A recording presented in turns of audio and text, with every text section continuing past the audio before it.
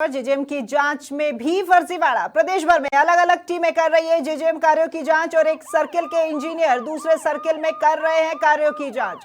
जांच से पहले ही जांच टीमों की कार्यशैली पर उठने लगे हैं सवाल। एक ठेका फर्म के कई सर्किलों में चल रहे हैं जेजेएम के कार्य और ऐसे में टीमें एक दूसरे को बचाने के लिए कर रही है कार्यों की जांच। तो वहीं कई ठेका कंपनियां भी जांच टीमों को कर रही हैं मैनेज।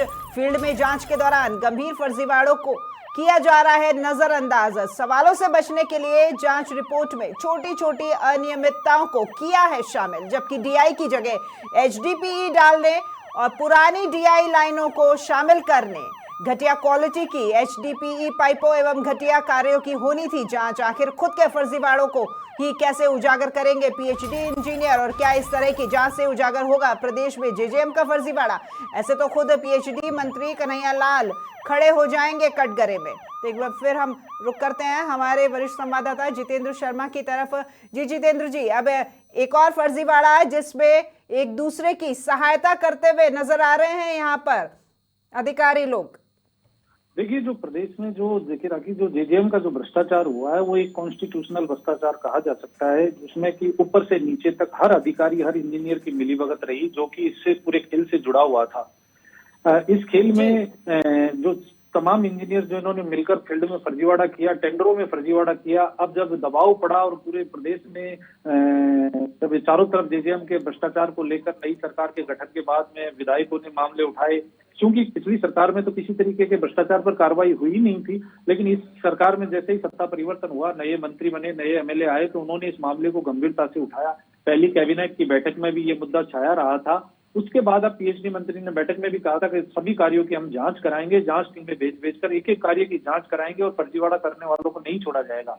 लेकिन अब सवाल उठ रहा है कि जो जांच टीमें बनाई है, यानी वो जांच टीमें आपस में एक दूसरे इंजीनियरों की जांच कर रही है, तो ये कैसे उजागर होगा फर्जीवाड़ा? क्योंकि आपस में सारे इंजीनियर इस मिलीभगत और फर्जीवाड़े के खेल में शामिल थे, वही इंजीनियर एक दूसरे की जांच कर रहे हैं। ऐसे में जो हमारे सूत्रों से जानकारी मिली है कि इंजीनियर एक दूसरे को बचाने में लगे हुए हैं, आपस में कोऑर्डिनेट कर रहे हैं कि यार मेरे इस मामले में देख ध्यान रखना, मेरे इस मामले में ध्यान रखना, इस तरह की बातें सामने आ रही है। यानी एक जिले का इंजीनियर दूसरे जिले के इंजीनियर के कार्यों की जांच कर रहा है और कई ठेका कंपनियां हैं जिनके कई सर्किलों में, कई जिलों में काम चल रहे हैं, वो आपस में इन जांच टीमों को मैनेज करने का काम कर रही है ना। जो जेजेएम के बड़े गंभीर फर्जीवाड़े हैं, जिनमें सबसे बड़ा फर्जीवाड़ा है डीआई पाइपलाइन की जगह एचडीपी पाइपलाइन डाल के डीआई का भुगतान उठा लिया, पुरानी डीआई पाइपलाइनों को ही चढ़वा लिया गया रिकॉर्ड में और भुगतान उठा लिया, घटिया क्वालिटी के एचडी पाइप लगाए गए, घटिया क्वालिटी के जो नल कनेक्शन के कार्य वो किए गए, टंकी निर्माण में फर्जीवाड़ा किया गया, जो विभागीय मापदंडों की जो ड्राइंग डिजाइन थी उसकी जगह इंजीनियरों ने अपनी मनमर्जी की ड्राइंग डिजाइन अप्रूव करके और ठेकेदारों को मोटा फायदा पहुंचाया। इन कार्यों की जांच हो ही नहीं रही और फर्जी भुगतान किए गए और ऐसे गंभीर भुगतानों के फर्जीवाड़े के मामलों की जांच करने की बजाय वो लाइनों की गहराई नाप रहे हैं कि यहाँ कम गहराई की पाइपलाइन डाली है, यहाँ पर पाइपलाइन डालने में जो सड़क का रोड रिपेयरिंग नहीं की गई, इस तरह की चीजों को वो उजागर कर रहे हैं। तो ऐसे क्या जेजेएम का फर्जीवाड़ा उजागर होगा? ऐसे भ्रष्ट फर्मों पर कार्रवाई होगी, ऐसे फर्जीवाड़ा करने वाले इंजीनियरों पर कार्रवाई होगी। तो ये अपने आप में जांच टीमों द्वारा जो जांच रिपोर्ट सौंपी जा रही है वो ही खुद अपने आप में सवाल खड़े कर रही है। एक तरफ विधानसभा में पीएचडी मंत्री ने कहा कि जेजेएम में फर्जीवाड़ा बर्दाश्त नहीं किया जाएगा, सबको जेल भेजेंगे जिसने फर्जीवाड़ा किया। जब फर्जीवाड़ा उजागर ही नहीं कर पाओगे आप तो किसको जेल भेजोगे आप? तो ये पूरा मामला अपने आप में एक सवालों का घेरा बनता जा रहा है। जिन अधिकारियों को, जिन इंजीनियरों को इसकी जांच सौंपी है वो खुद इसमें मिले हुए हैं।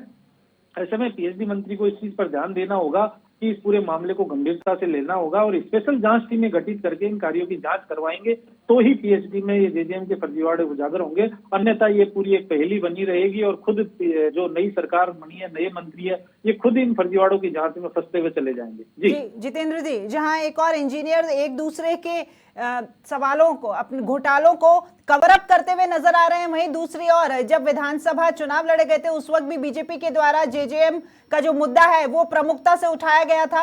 अब मंत्री जी भी आ गए हैं, लेकिन विधानसभा सत्र में ही पीसीसी चीफ डोटासरा ये भी कहते हुए नजर आए कि ईडी आती है, जांच बिठाई जाती है, लेकिन नतीजा कुछ नहीं निकल कर आ रहा है। यूं ही यहाँ पर हमारी सरकार के ऊपर सवाल उठाए जा रहे हैं। तो ये भी कन्हैया लाल के ऊपर एक सवाल हो जाता है। बिल्कुल सही कहा आपने, हाँ सही है। ये सवाल वही चीज हम उजागर कर रहे हैं कि अगर इन इंजीनियरों के भरोसे जांच टीम को जांच सौंपी गई है, जिनके भरोसे जांच रिपोर्ट को अगर सरकार आधार मान रही है, कोई भी फर्जीवाड़ा उजागर नहीं होगा, बल्कि सरकार की फजीयत होगी। खुद पीएचडी मंत्री को आने वाले सत्रों में विधानसभा में इस चीज को झेलना पड़ेगा कि कहाँ गया फर्जीवाड़ा, क्या जमीन निकल गई या आसमान खा गया, कहाँ गया जेजेएम का फर्जीवाड़ा। जो आप बड़ी बड़ी बातें कर रहे थे चुनाव से पहले, चुनाव के बाद में कि हम जांच कराएंगे, फर्जीवाड़ा उजागर करेंगे, तो ये सब चीजें ऐसे ही है कि जब तक इनकी स्पेशल जांच नहीं होगी, एक एक कार्य को गंभीरता से नहीं लेकर उनकी विशेष जांच टीमों से जांच नहीं कराएंगे, जेजेएम का फर्जीवाड़ा सामने नहीं आएगा। जी, धन्यवाद जितेंद्र जी, आपका इस तमाम जानकारी को साझा करने के लिए।